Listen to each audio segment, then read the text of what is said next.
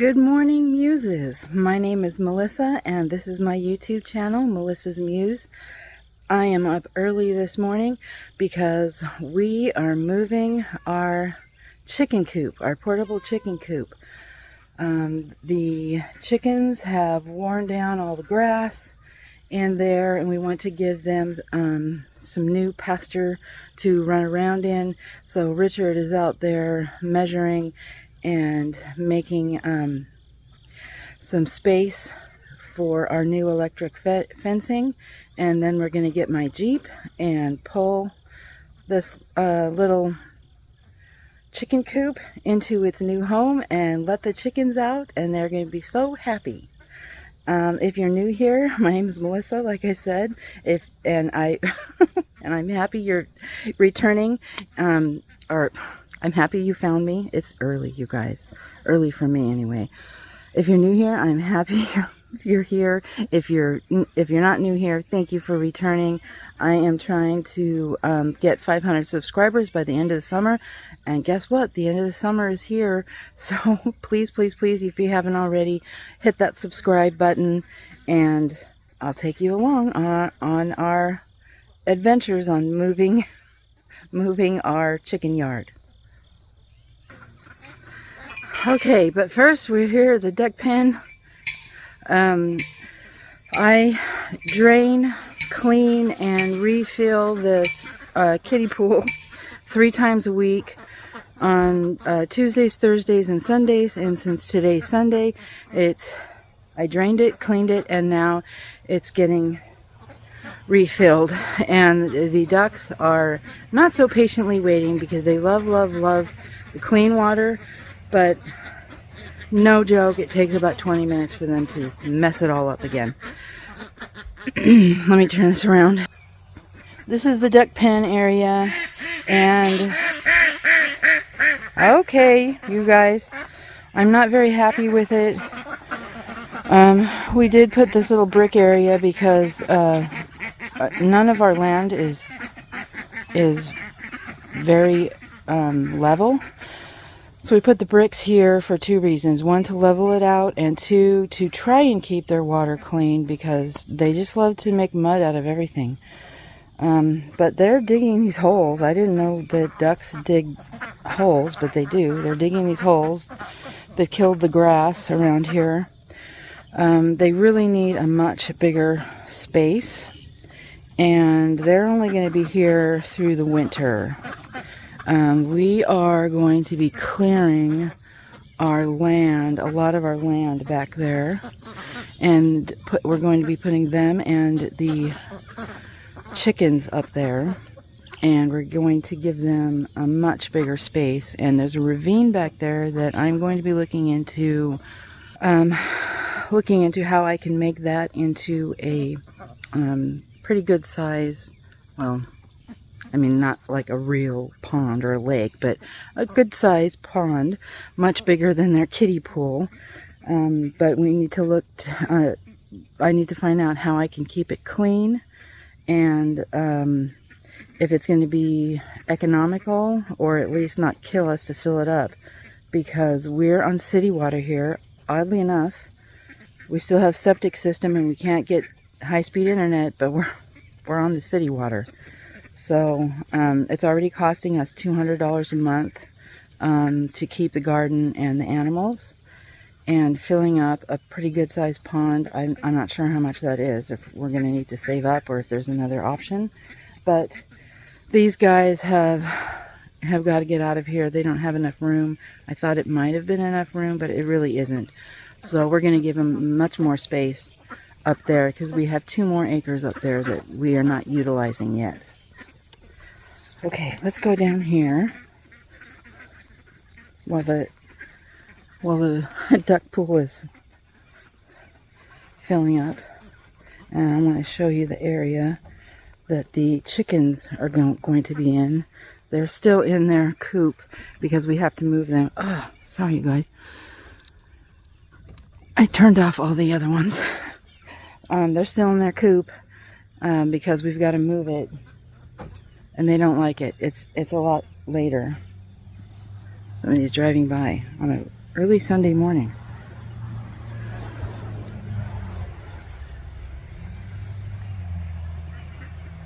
But I got my coffee. I thought I would treat myself with some, I don't know if you can see it. There we go.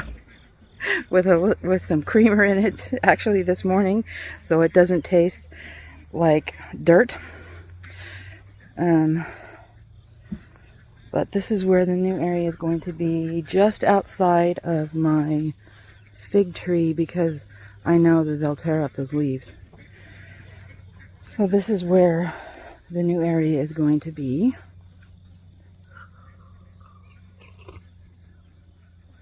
Trying to walk, drink coffee, and hold my camera while going down this kind of steep hill.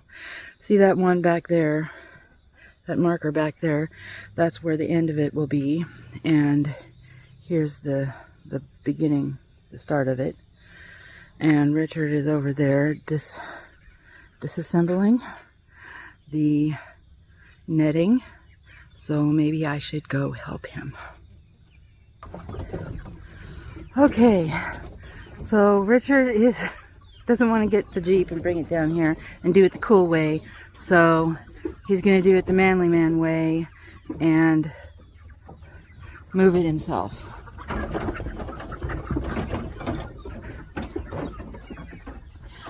The poor girls are inside going, "What is going on? What is going on?"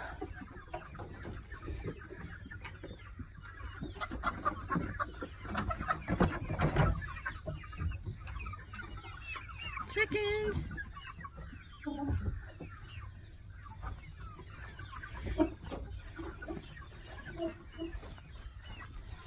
Okay, it rolls pretty easily. This was an old trailer that we found on Facebook Marketplace that someone was selling, and he just turned it into this portable chicken coop. The problem is on this land that's so sloped is getting it level so the girls have a comfortable place to roost at night. Is that a level spot? No. It's not a level hill. Let's see if I could set this up. No, it wants to fall. But you can see the hill that we're dealing with here.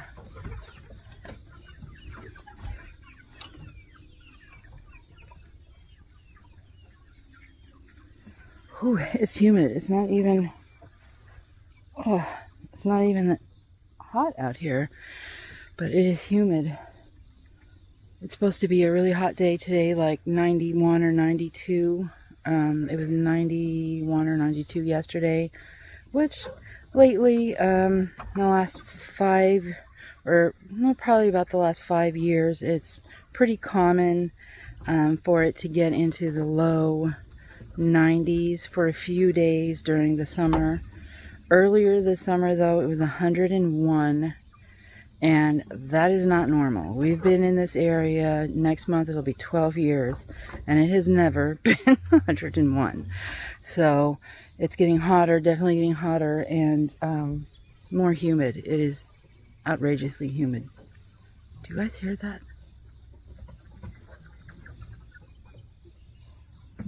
Did you hear that? When we first moved here, I thought, oh my God, I don't know, what is that, Bigfoot? What? That is scary. Scary, because it was right over here. See, right down there, right on the other side of these trees is a good-sized creek, and we heard it right in there all the time. And it is usually out here. The sun was going down, and I was in my garden watering. It scared the crap out of me. I had no idea what it was, so I looked it up on Facebook. I thought it was some kind of crazy ass, like, pterodactyl bird.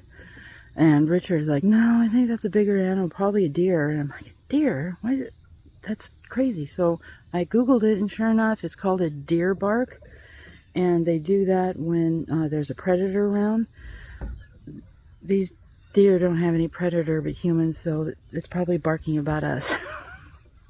But it's amazing when you move out into the country, all the different sounds.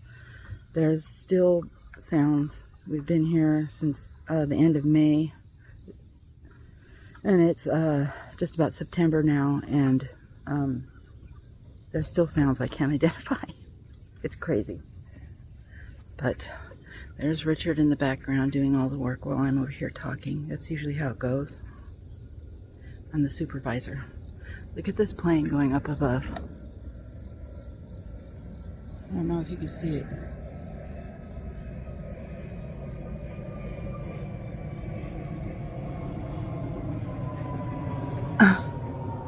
I don't think you guys can see it. Every once in a while, the flight plan changes, and our house is right under the flight plan. It's not very loud, and it's only every once in a while. But we're only about 30 minutes from Louisville International Airport, and so that's a very, very busy airport. It's the hub for the Midwest. I guess I should go. Okay, release the Krakens. They're like, yeah, I don't care.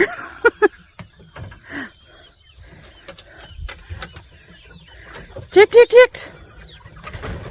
Oh God, there they go.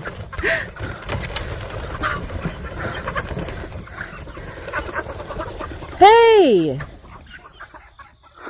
She's like, see ya. Went right over the fence. Come on, come back in here. It's not turned on.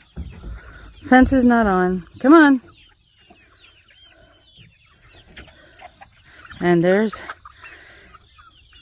Biggin, the last one out. Oh, nope, there was more. I think they're happy with their new place. Richard just mowed yesterday or the day before. It's got a lot of loose grass. The only thing we need is to find a spot to make their dirt bath in. We had a spot over there where they were, which just was the empty spot that big pile of compost made when it burnt the grass, and we used all the compost. There was just bare dirt left there, and the girls loved it. They love taking dirt baths, so we need to find a spot to make a dirt bath here. Sun is just coming up over the trees. Look at that, you guys. It's so beautiful. You can really see the moisture in the air and the sunbeams. A beautiful tree. Whoop, this thing is not as tight as it should be. There we go. Really beautiful. But they'll have shade here in the morning. Partial shade in the morning when the sun comes up, but they didn't have any shade over there, but they got under the coop for shade. So I think they'll like this. And then we'll give our grass over there where they were time to grow back and look nice again. What do you think, ladies? Do you like it? There's Raptor. She's my favorite.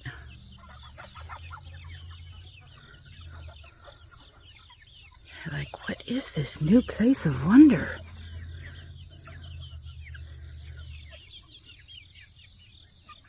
Okay, guys, this is the ladies' new home. They look very, very happy. It's so park-like out here. Richard just has to tie up the last end. This is the Stark Line electric poultry netting. It is like the Premier One, but cheaper. And we, let's see, how long have we been here? 4 months now. We haven't had any problems with it. It works just fine. The only thing is that we had to put these poles in. They don't come with that, and these are pretty flimsy. So Richard put these, what are these poles called? T-posts. T-posts in, and used his tie downs to make it tight, because if the grass is too long or if it's too saggy, it'll start arcing on the bottom, and then the electricity won't work. But other than that, that's the only problem we've had. And when we bought it, they did not have any, let's see, we bought it around the first of the year. No, it was after we already knew we were going to get this place. We were just waiting for closing, so I guess it was April. So April of this year, when we bought this setup, they were out of the gates.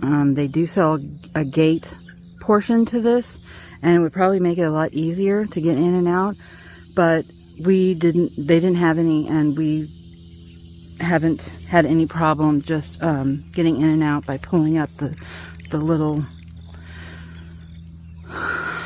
these little posts. There's 2 up there, and we just untie it. Well, of course, unhook it from the electric source, untie it, pull up one of the posts, and go in. Because our ground here is really soft. There's big rocks under here occasionally. So as long as we don't get into a big rock, then the ground is super soft. It's not like California where you need a jackhammer to get anywhere. But the ladies really like their new place. Oh, it's so beautiful out here. The sun is going to be up above this big tree soon, and it is going to get hot.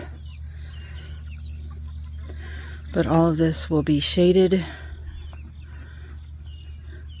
And then when this loses shade here, they can go under their coop.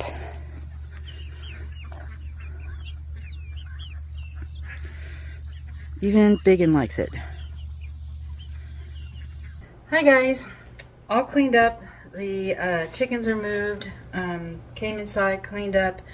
I'm here checking on my sourdough starter. My grandson Luther and I made the sourdough starter Friday afternoon, and it's Sunday morning now. And I'll link the video below. It's where I got this recipe for sourdough starter. It is I got it from a YouTube channel called Tasty. I'll link it below. But she suggested putting a rubber band on your sourdough starter where it starts. That way you can easily tell if it's grown, and you can see that mine has grown. I put it. She suggested this on the video, but I put it in my oven because I keep the house pretty cool. But I put it in my oven with just the light on to make it a little bit warmer. And the first day it didn't rise, but on her video the same thing happened to her. So I thought, well, okay, that's okay. I'll check it today, and yes, it rose. I'm trying to smell it. It does smell kind of sweet-ish, kind of doughy, but there's still some things that I can't smell from when I had COVID in November 2019. Yeah, I guess it's been a while. It was before the vaccines were available to us for our age. And I still can't smell some things, and my smell isn't as sensitive as it was before, but I can smell something going on. I'm just not sure what it is. But this is what she said for the feeding of the second day, or in this case it's the third day, the first feeding. She said take a new dish, take a third a cup of water, pour it into the dish, and she said you only take, this has gone down a little bit since I took it out, but you can see the bubbles there. Ooh, and I can hear it. It sounds like Rice Krispies. Remember that cereal when we were a kid? But she said take 2 tablespoons of the old stuff.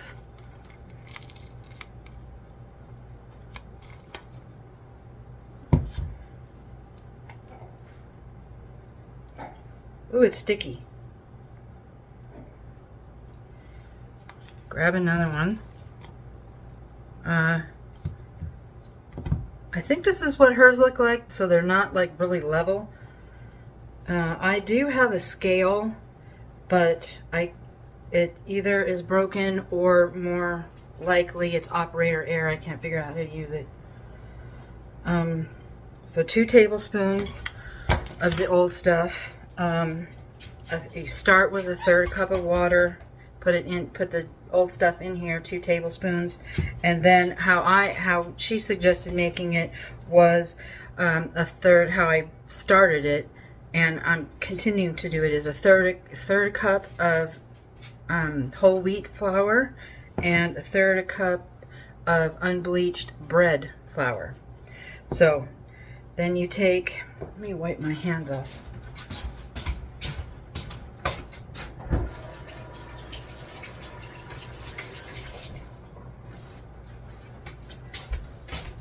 That stuff is sticky.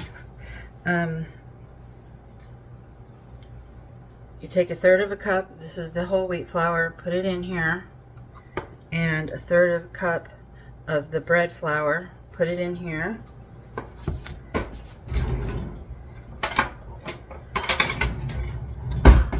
And just give it a good stir. Now, the batch that I made, that Luther and I made Friday, I was a little bit worried about because it was really dry. I started with a third of a cup of water and a third of a cup each of bread flour and whole wheat flour. And it was really dry, and I thought that's kind of weird. I don't know how this is going to be dough. But I did add like maybe another tablespoon or 2 of water, and I just made sure that all of the flour was moist. I got all the flour and it was moist, and there was nothing stuck on the sides or the bottom. And that is what I'm doing here for the first feeding. I'm gonna mash it down so it's kind of all level. Okay, first feeding. I'll take the rubber band off of our first batch and put it on here.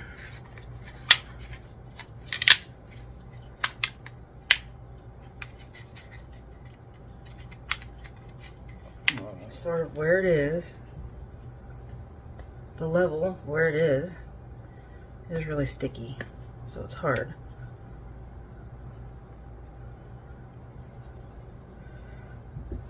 Okay, but that's sort of where it is, and I am going to put this back in the oven and check on it in the morning. Oh, I'm going to put the lid on. It's not very tight. It's not airtight. Just put the lid on like this, and I'll check on it in the morning. And in the morning I will,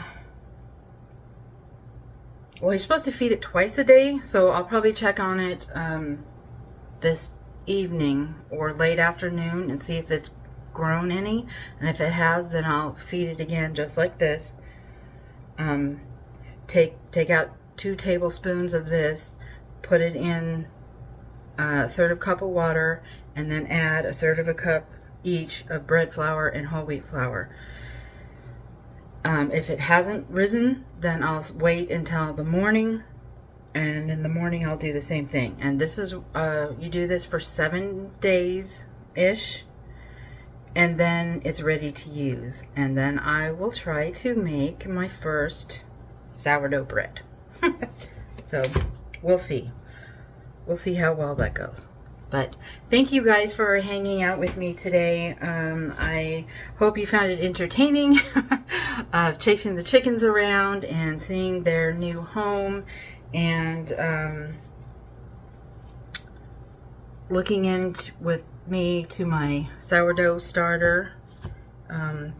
I know that you can spend your time anywhere, so I really, really appreciate you spending your time with me. If you haven't already, please click the subscribe button, hit the thumbs up, leave a comment, and share this video. It really, really helps my channel.